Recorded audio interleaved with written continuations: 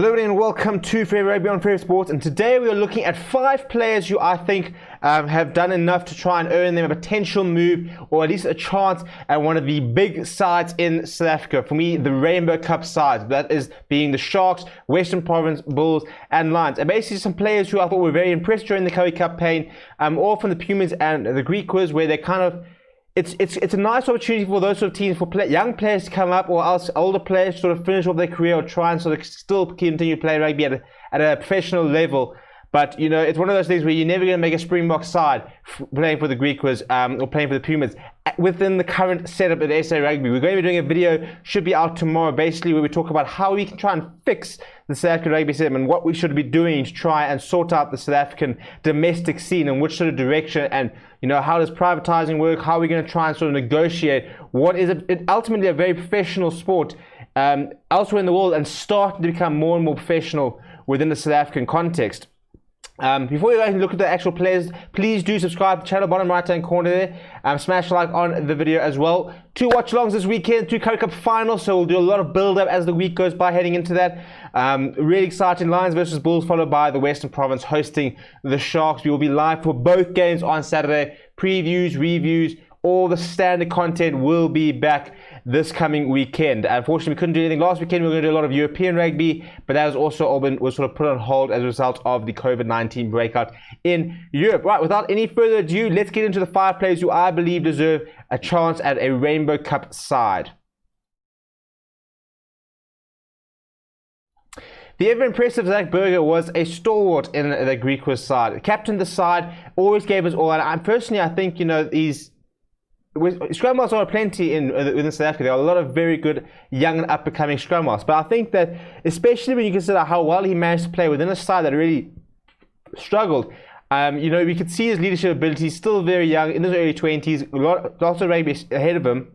I would love to see Zack Burger given a chance at one of the unions. And I think that, you know, even the Lions, for example, with the likes of Ross Currie getting on in age, there's definitely worse players in the country than getting somebody like Zack Burger in to try and sort of add reinforcements. You know, he's got very good distribution, he's got a nice level head on him, always gives us always good in defense.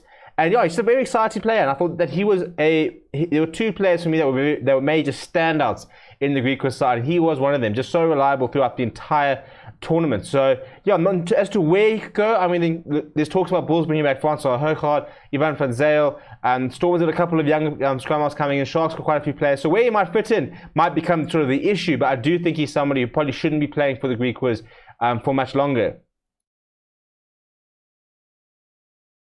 Another player who from the Greek quiz who was just playing out of the socks every week was Hacjivah Dayimani.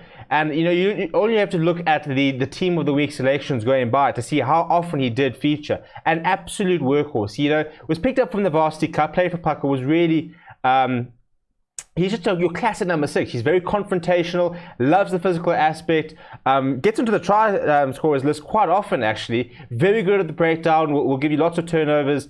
He's just the classic number 6, good fetcher. And I think that, you know, in a game, in a situation where you're looking at some of the unions, and sometimes they're kind of missing that sort of player, that player that can dominate at the breakdown. You know, I think he could be a very good fit for a number of sides. You know, definitely playing a lot better than, or playing well enough to deserve a move away from the Greek quiz. Because I just think that week in, week out, he has been a player where you look there, you just think he's just too good for the side itself. Also, fairly young, 25 years old, so coming into his peak years, he could definitely be somebody who's on the move very soon. The oldest player on the list is Willie Engelbrecht, who, with the move from John Rudolph to the Cheetahs, really came into his own. And I think that if he had been playing for another union, he'd be talked up a lot more, because what he was doing was very impressive for the Pumas. You know, always willing to carry the ball up. You know, he's 28 years old, so he's very established in his name. He was on the Lions cards in 2018 as part of the Super Rugby squad, but didn't get much of a chance. And I think that especially what we saw in the latter stages of the Currie Cup as opposed to Super Rugby Unlocked, was a very impressive player. He's a very typical, very physical number 8. He's got a decent skill set on him as well. So in terms of, if you're looking for depth in the sort of loose trio, you know, there are a few better options outside the mega unions than the likes of Willie Engelbrecht, who I think, you know, was kind of matching John Rudolph with his performances every week in, week out. So it was an interesting sort of battle how the Pumas lost their number 8, and then Willie Engelbrecht started just coming into his own and started putting in some blockbuster performances himself. The most prolific try scorer for the Greek was Edwin Cato. Was very, very good. Very young player. I think he's just 22 years old, so lots of years ahead of him. But he's a very exciting player, very good finisher. You know, so he's 24. Quite a stocky. I mean, he's 185. He's 93 kg, so he packs a bit of a punch.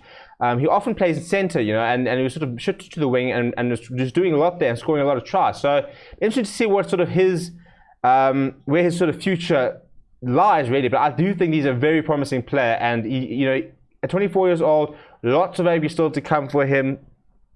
Was a former SA Schools player, played for Marties, so he's sort of come through the right sort of setup. You know, I think it was athletes as well. So he's gone through the your sort of very typical sort of rugby. This is how you get to the top, and I think that he will be hoping that Griquas is very much a sort of stepping stone to take him up to the next level. Whether his future lies at wing or at centre, still to be seen, but I don't think his future lies at the Griquas itself.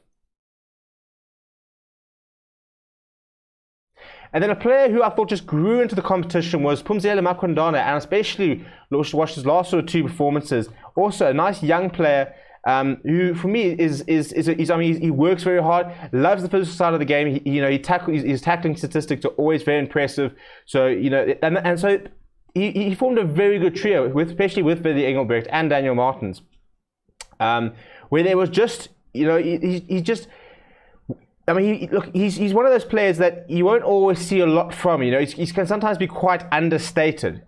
Played for Wits in the Varsity Cup, but he just puts in a very good shift every week. So whilst he might not always be the most flashiest player, might not be, you know, always in your face, he's just always, if you look at the stats, he's always topping tackle stats. He's always topping carrying stats, you know. So he is a workhorse, somebody that likes to get around the park, likes to be involved, but isn't necessarily always sort of in the limelight. So it can sometimes be sort of a little bit overlooked. But 23 years old, you know, he's still very, very young. And I think that, you know, giving him a chance at a bigger union, you know, it could be a sink or swim option. So he's a bit of a sort of an outside pick, but I was very impressed with a couple of performances that he put in through the Currie Cup, and I definitely think he deserves a chance at sort of the big league. So those are 5 players who stood out for me. Let me know what you think. There were obviously a couple of other performances. Someone like Devin Williams, who kind of had an up and down season. James Verity, also very sort of similar. There were lots of players who had some very good games here, had some very average games. Some players were just lacked a bit of consistency. I thought Ginter Smuts was someone who had some very good games and sometimes sort of dropped off a bit. So let me know if there are any other players which you sort of watched that you thought could make the step up in the comments below. Smash a like on the video. Do subscribe to the channel. My name is Steven, and I will chat to you very soon.